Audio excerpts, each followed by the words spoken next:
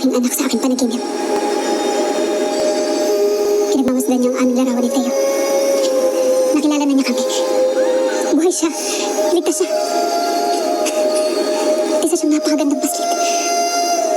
Nananahulugan lamang na siya ay kinakanlong ng iyong inkantasyon noon. Si Pirena. Nakita mo rin ba kung naroon si Pirena? Kung ganun eh, hindi pa rin sila nagkikita.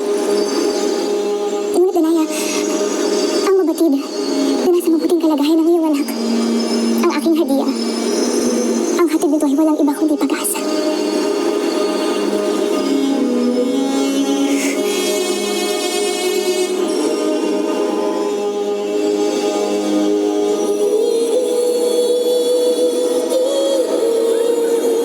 Madhanang Emre,